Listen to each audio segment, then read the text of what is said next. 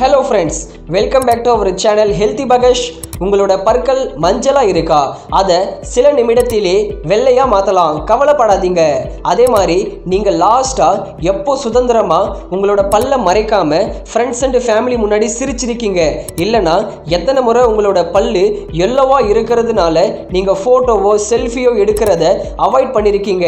நீங்களும் யோசிக்கலாம், நான் நல்லா தான் ப்ரஷ் பண்ணுறேன், அதுவும் 1 டேக்கு 2 டைம் ப்ரஷ் பண்ணுறேன், அப்போவும் என் பல்லு மஞ்சளாவே இருக்கு, இப்படி இந்த பல்லு மஞ்சளாவே மாறிடுச்சு, அது மறுபடியும் வெள்ளையாவே மாறாதா அப்படின்னு உங்களுக்கு நிறைய டவுட் இருக்கலாம். கவலைப்படாதீங்க, எளிமையா உங்க வீட்டிலே இருந்தே நீங்க உங்களுடைய பல்ல மறுபடியும் வெள்ளையா மாத்தலாம்.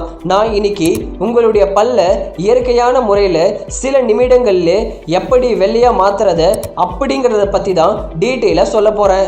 இதை நீங்க வீட்டில இருந்தே ட்ரை பண்ணலாம். இது பாதுகாப்பானது கூட தான். சரி, அது என்னென்ன மெத்தடுன்னு அப்படிங்கிறத பார்க்கறதுக்கு முன்னாடி பல்லோட இம்பார்ட்டண்ட்டான விஷயத்த முதல்ல பார்க்கலாம். நம்முடைய பற்களோட அந்த அவுட் சைடில் லேயர் இருக்குல்ல, அதோட பேர் தான் எனாமல். இந்த எனாமல் உங்களுடைய எலும்புகளை விட ரொம்பவே உறுதியானது. ஆனால் ஒரு முறை இந்த எனாமல்ல சேதம் ஏற்பட்டுச்சுன்னா அதை தானாக சரி செய்து கொள்ளும் சக்தி இந்த எனாமலுக்கு கிடையாது. நீங்கள் குடிக்கிற ஒவ்வொரு கப் காப்பியும் டீயும் சோடா வகைகளும் உங்களுடைய பற்கள்ல கரைகளை உண்டாக்குது. இந்த எனாமல் நாளடைவில் சிறிது சிறிதாக தேய்ந்து போக ஆரம்பிக்குது. அப்போதான் அதுக்குள்ள இருக்கிற ஒரு மஞ்சளான ஒரு லேயர் அது அவுட் சைடில் தெரிய ஆரம்பிக்குது. பல பேர் பார்த்தீங்கன்னா பல் வளர்க்கும் போது அதிக நேரம் எடுத்துப்பாங்க. அது மட்டும் இல்லாமல் ரொம்ப அழுத்தம் கொடுத்து தேய்ச்சிட்டே இருப்பாங்க. அதே மாதிரி சில பேர் பார்த்தீங்கன்னா கெமிக்கல்ஸ் கலந்த டூத் பேஸ்ட்டுகளை பல் வளர்க்குனா சீக்கிரமாகவே நம்மளோட இந்த கரைப்பல் வெள்ளை ஆகணும்னு நினச்சி கெமிக்கல் பேஸ்ட்டு யூஸ் பண்ணுறோம். ஆனால் அதுதான் பல்ல மோசமாக்குது. உங்களோட பல்ல பாதுகாக்கிறதுக்காக இயற்கையாகவே உங்களுடைய வாயில உருவாகிற ஒரு ஸ்பெஷலான ஒரு நீர் தான் இந்த உமிழ் நீர். இந்த உமிழ் நீரும் உங்களுடைய பற்களை சுத்தம் செய்யறதுக்கு உதவு மாற்றலாமா?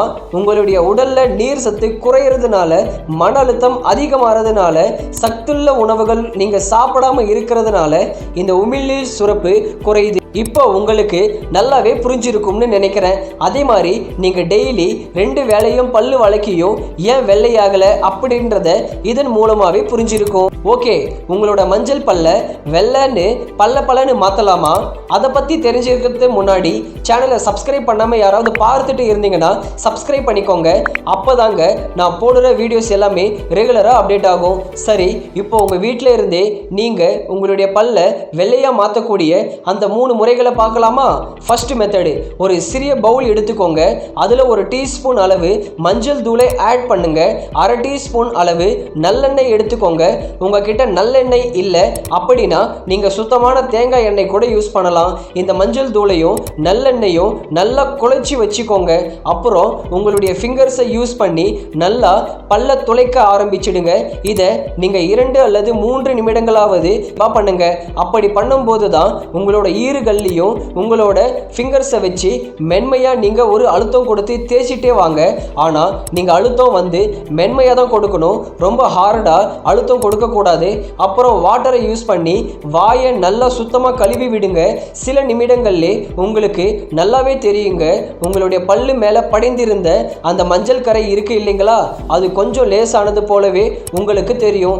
அது எதனாலனா நீங்க மஞ்சள் தூளை பயன்படுத்தி அதில் தேய்க்கிறதுனால அந்த கரைகள் எல்லாமே உடைய ஆரம்பிக்கும். அது மட்டும் இல்லைங்க, இந்த நல்லெண்ணெயை உபயோகப்படுத்தி இருக்கிறதுனால இது உங்களுடைய பற்கள் மேல நீங்க பற்களை பாலிஷ் பண்ணா எப்படி இருக்குமோ அந்த மாதிரி மினுமினுப்பா தரும். ஆனா இந்த முறையை நீங்க தினமும் செய்யக்கூடாது. வாரத்துல 3 முறை செஞ்சா மட்டும் போதும். உங்களுடைய பற்கள் ஆரோக்கியமாகவும் மென்மையாகவும் மாற ஆரம்பிக்கும். அது மட்டும் இல்ல, இந்த மஞ்சள் தூள் உங்களுடைய வாய் துர்நாற்றத்தையும் குறைக்கும். உங்க ஈறுகளில் வீக்கம் ஏதாவது இருந்தாலும் நீக்கும். செகண்ட் மெத்தடு, இது உங்களுக்கு என்ன தேவை அப்படின்னு பார்த்தீங்கன்னா படிகாரமும் உப்பும். இப்போ முதல்ல நீங்க ஒரு சிறிய துண்டு அளவு படிகாரத்தை எடுத்துக்கோங்க. அந்த படிகாரத்தை அடுப்புல ஒரு பாத்திரம் வச்சுட்டு அதுல இந்த படிகாரத்தை போடுங்க. அப்போ இந்த படிகாரம் முழுமையாக கரைய ஆரம்பிக்கும். இந்த நல்லா கரைஞ்சதுக்கு அப்புறமா ஸ்டவ் ஆஃப் பண்ணிடுங்க. அது ஆறுன பின்னாடி பார்த்தீங்கன்னா அந்த படிகாரம் மறுபடியும் ஒரு கல் மாதிரி ஆயிடும். அதன் பின்னாடி நீங்க அதை ஒரு மிக்ஸி ஜார்ல போட்டுக்கோங்க. அது கூடவே ஒரு டீஸ்பூன் அளவு கல் உப்பு சேர்த்துக்கலாம். இது ரெண்டுத்தையுமே சேர்த்து நல்லா பொடிச்சு எடுத்துக்கோங்க. இதை பொடிச்சு எடுத்த பின்னாடி நீங்கள் ஒரு சல்லடை யூஸ் பண்ணி அந்த நல்லா சலிச்சு எடுத்துக்கோங்க.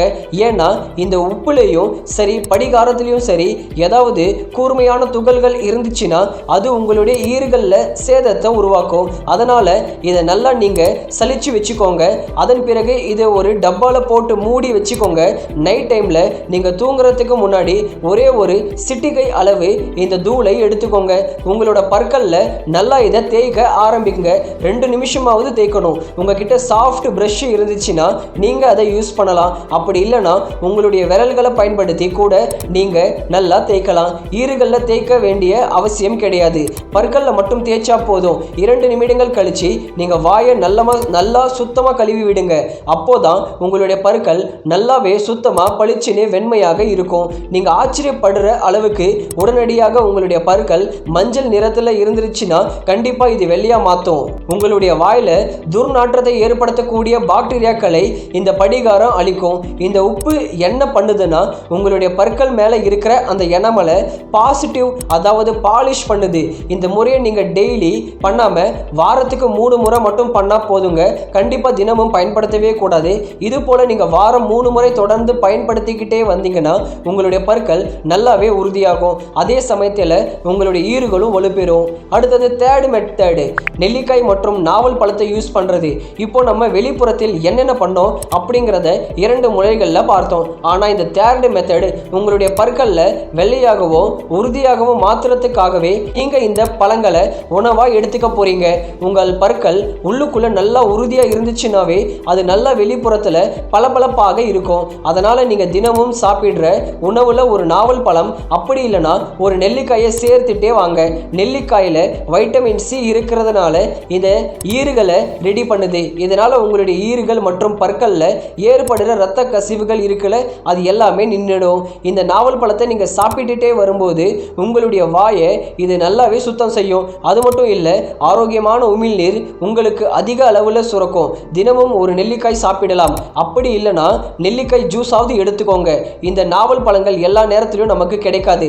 அதனால் சீசன் நேரத்தில் ஒரு 8 அல்லது 10 கூட நீங்கள் சாப்பிடலாம். மற்ற நேரங்களில் அதோட ஜூஸ் கூட ஆயுர்வேதிக் கடைகளில் கிடைக்கும். இதனால் உங்களுடைய ஈறுகள் நல்லாவே டைட் ஆகும். மறுபடியும் உங்களுடைய பற்கள் மஞ்சள் ஆகாமல் இது பாதுகாக்கும். எப்போதுமே பல் வளர்க்கும் போது அதிக நேரம் எடுத்துக்காதீங்க. குறிப்பிட்ட நேரத்தில் நீங்கள் முடிச்சிட்டு வந்துருங்க. நீங்கள் அதிகமாக தேய்க்க உங்களுடைய பற்கள் பலவீனம்தான் ஆகும். அதே மாதிரி டீ, காஃபி, சோடா எது குடித்தாலும் சரி உடனே உங்களுடைய வாயை சுத்தம் செய்யுங்க. தண்ணீர் நிறைய குடிச்சிட்டே இருங்க. தண்ணீர் நீங்கள் நிறைய குடிக்கும் போது தான் இயற்கையான முறையில் உங்களுக்கு உமிழ்நீர் சுரக்க ஆரம்பிக்கும். இந்த உமிழ்நீர் இயற்கையாகவே அது உங்களுடைய பற்களை பாதுகாக்குது. ஓகே ஃப்ரெண்ட்ஸ், இந்த வீடியோ உங்களுக்கு யூஸ்ஃபுல்லாக இருந்துச்சுன்னா இதை நீங்கள் லைக் பண்ணுங்கள். இதே மாதிரி உங்களோட ஃபேமிலி அண்ட் ஃப்ரெண்ட்ஸ்க்கு ஷேர் பண்ணுங்கள். யூஸ்ஃபுல்லாக இருக்கும். அடுத்த வீடியோவில் சந்திக்கிறேன். பாய்.